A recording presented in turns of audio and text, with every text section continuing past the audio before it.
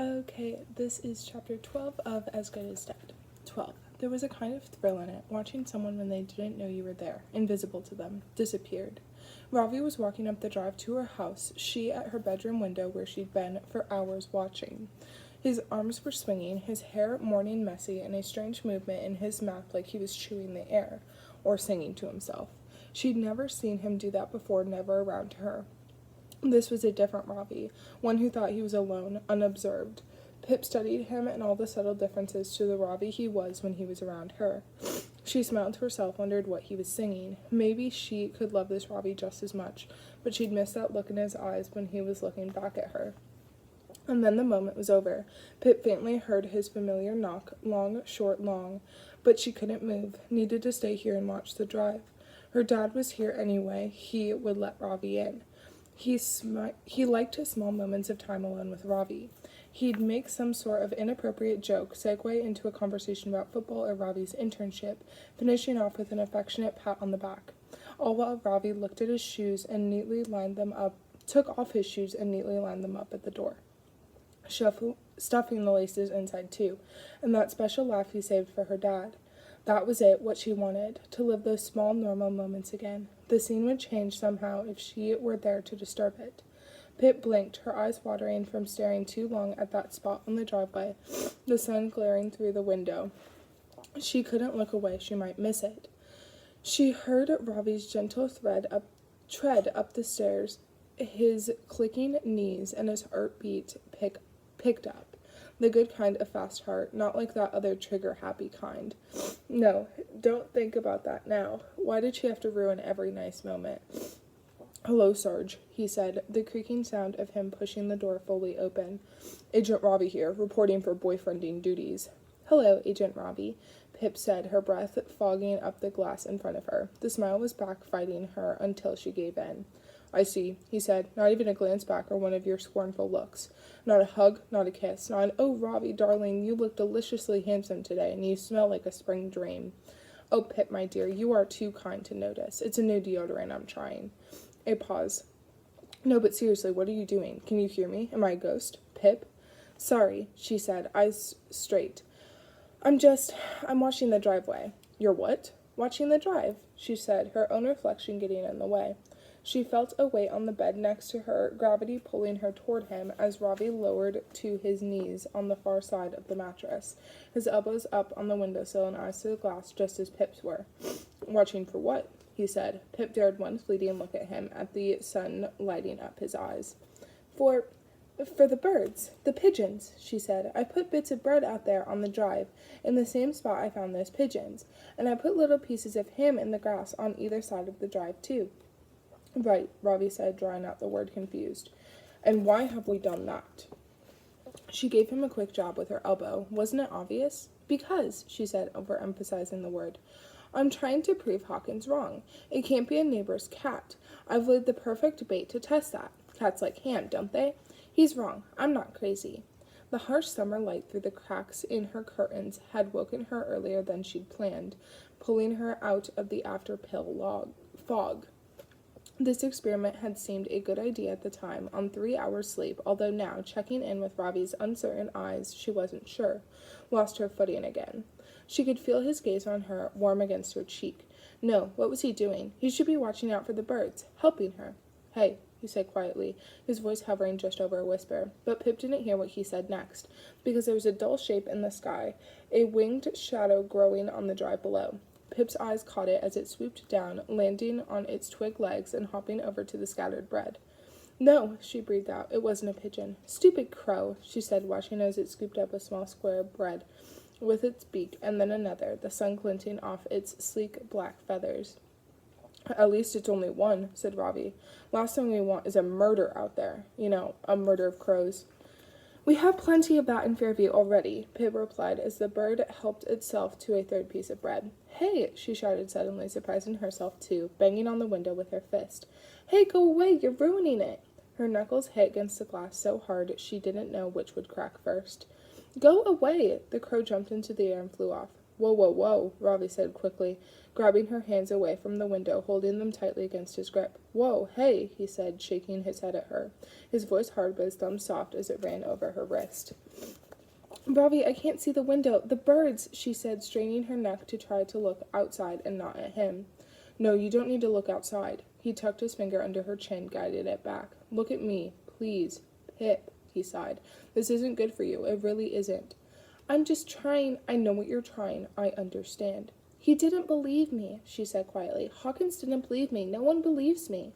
Not even her sometimes. A new wave of doubts after her dream last night, wondering again whether it was possible she was doing this to herself. Hey, that's not true. Ravi held her hands even tighter in his. I believe you. I will always believe you, whatever it is. That's my job, okay? He held her eyes, and that was good because hers suddenly felt wet and heavy, too heavy to hold alone. It's me and you, Trouble. Team Ravi and Pip. Someone left those birds for you, and the chalk. You don't have to try to prove otherwise. Trust yourself. She shrugged. And Hawkins is an idiot, frankly, Ravi said with a small smile.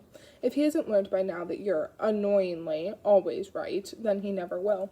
Never, Pip repeated.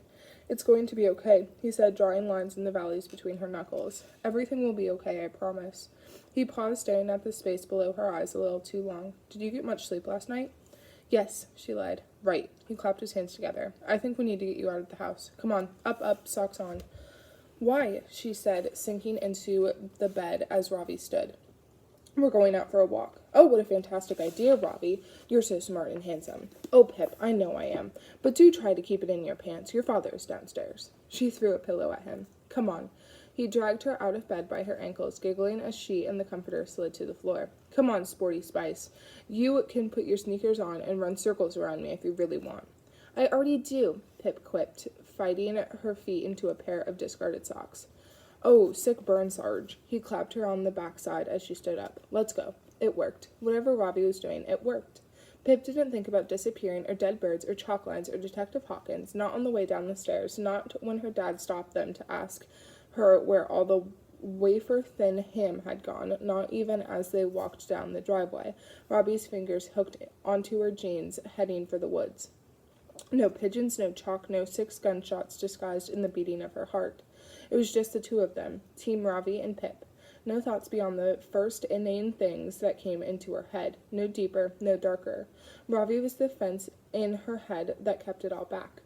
A grumpy-faced tree that she insisted looked like Ravi when he woke up.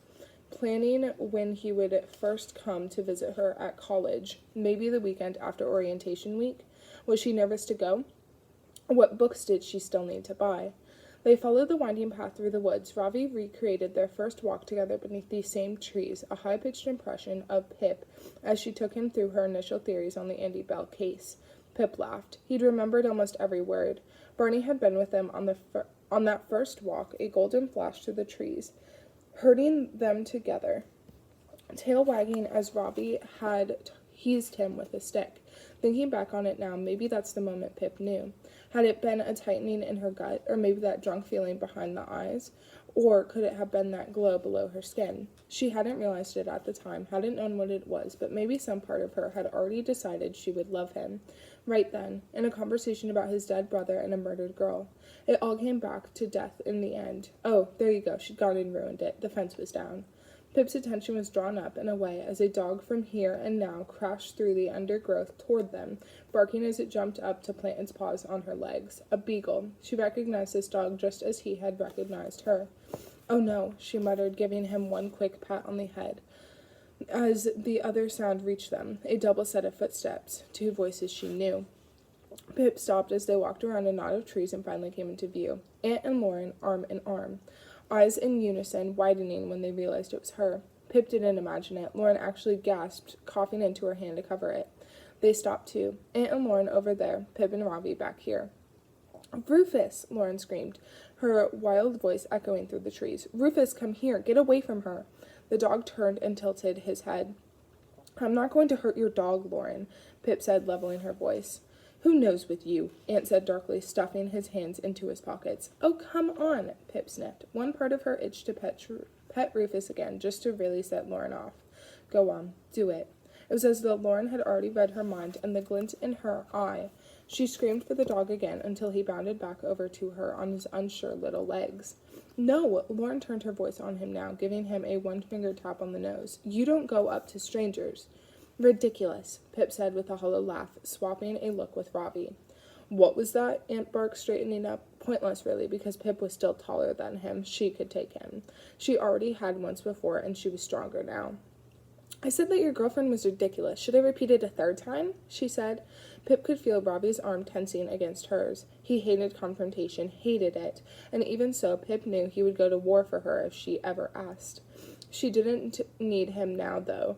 She had this. Almost like she'd been waiting for this encounter. Felt herself coming alive with it. Well, don't talk about her like that. Aunt brought his hands back out, flexed them at his sides. When are you leaving for college? Why? Pip said. Are you waiting for me to disappear? She studied their faces carefully. The wind whipped Lauren's red hair across her forehead, strange catching against her narrowed eyes. She blinked. One side of Aunt's mouth pulled up in a sneer. What the fuck are you talking about? He said. No, I know. Pip nodded. You must feel really embarrassed. You accused me, Connor, and Jamie of orchestrating his disappearance for money just hours after we all found out a serial rapist walked free. Are you the ones who spoke to that reporter? I guess it doesn't matter anymore. And now Jamie is alive, but another man is dead, and you must feel really quite stupid about the whole thing. Deserved to die, though, didn't he? So I guess it all worked out nicely in the end. He winked. He fucking winked at her. The gun was back in Pip's heart, pointing through her chest at Aunt, backbone curling and her teeth bared. Don't you ever say that again. She pushed the words through her teeth, dark and dangerous. Don't you ever say that in front of me. Ravi retook her hand, but she didn't feel it. She wasn't in her body anymore. She was standing over there, that same hand around Aunt's throat, tightening, squeezing it all out into Ravi's fingers. Aunt seemed to sense this, taking one step back from her, almost tripping over the dog. Lauren hooked her arm through Aunt's again and locked their elbows together, a shield, but that wouldn't stop Pip. We used to be friends. Do you really hate me enough to want me to die? She said, the wind carrying her voice away from her. What the fuck are you talking about? Lauren spat, drawing more strength from Aunt. You're a psycho. Hey, Robbie's voice floated in from somewhere beside her. Come on now, that's not nice. But Pip had an answer of her own. Maybe, she said. So you should make sure your doors are locked up real nice and tight at night. Okay, Ravi said, taking charge. We're going this way. He pointed beyond Aunt and Lauren. You go that way. See you around. Ravi led her off path, his fingers tight around hers, anchoring her to him. Pip's feet were moving, but her eyes were on Aunt and Lauren, blinking the moment they passed, shooting them with the gun in her chest. She watched over her shoulder as they moved away through the trees in the direction of her house. My dad said she was fucked up now, Aunt said to Lauren, loud enough for them to hear, turning back to meet Pip's eyes. She tensed, her heels turning, catching in the long grass.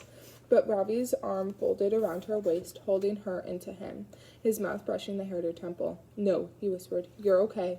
They aren't worth it. Really, just breathe. So she did, concentrated only on air in, air out. 1 step, 2 step, in, out. Every step carrying her farther away from them, the gun retreating back into its hiding place. Should we go home? She said when it was gone, beneath breaths, beneath steps. No, Ravi shook his head, staring straight ahead. Forget about them. You need some fresh air. Pip circled his hot palm with her trigger finger, one way then the other. She didn't want to say, but maybe there was no such thing in Fairview, no fresh air. It was all tainted, every breath of it. They looked both ways and crossed the road to her house, the sun finding them again, warming their backs. Anything? Pip smiled at Ravi. Yes, anything you want, he said. There is a full-on cheer-up Pip day. No true crime documentaries, though. Those are banned. And what if I said I really wanted a Scrabble tournament? She said, sticking her finger through his sweater into his ribs, their steps clumsily winding in and out of each other's across the drive. I'd say game on, bitch. You underestimate my power. Ravi stopped suddenly. Pip collided into him. Oh, fuck, he said, little more than a whisper. What? She laughed, coming around to face him. I'll go easy on you. No, Pip, he pointed behind her. She turned and followed his eyes. There on the driveway beyond the pile of breadcrumbs were 3 little chalk figures. Her heart turned cold, dropped into her stomach. They were here, Pip said, and letting go of Ravi's hand and darting forward. They were just here, she said, standing over the little chalk people. The figures had almost reached the house now, scattered just in front of the potted shrubs that lined the left side. "We shouldn't have left, Ravi. I was watching. I would have seen them." "Seen them, caught them, saved herself." "They only came because they knew you weren't here." Ravi joined her, his breath fast in his chest. "And those definitely aren't tire marks." This was the first time he'd seen them. Time and rain had taken the last ones away before she'd had a chance to show him, but he could see them now. He saw them, and that made them real. She hadn't made them up. Hawkins. "Thank you," Pip said, glad that he was with her. "Looks like something out of the Blair Witch," he said, bending to get a closer look, drawing the crisscross shapes with his finger, hovering a few inches above. "No," Pip studied them. "This isn't right. There's supposed to be 5 of them. There were 5 both other times. Why 3 now?" she asked of Ravi. "Doesn't make sense." "I don't think any of this makes sense, Pip." Pip held her breath, scouring the driveway for the 2 lost figures. They were here, somewhere. They had to be. Those were the rules in this game between her and them. "Wait," she said, catching something in the corner of her eye. No, it couldn't be, was it? She stepped forward up to one of her mom's potted plants. Pots come all the way from Venezuela, can you believe? And brushed the leaves aside. Inside it, on the wall of her house, 2 little headless figures. So faint they were hardly there at all, hidden almost entirely among the mortar between the bricks. "Found you," Pip said with an outward breath. Her skin was alive and electric as she pushed her face right up close to the chalk, some of the white dust scattering from her breath. But was she pleased or was she scared? She couldn't, in this moment, tell the difference. "Up the wall?" Ravi said behind her. "Why?" Pip knew the answer before he did. She understood this game now that she was playing. She stepped back from the 2 headless figures, the leaders of their pack looking directly up, following their journey. They'd mounted the walls to climb up past the study and up toward her bedroom window. The bones cracked in her neck as she turned back to Ravi. "They're coming for me." The chalk figures, 3rd instance. And there's the images. They're kind of hard to see, but that's that.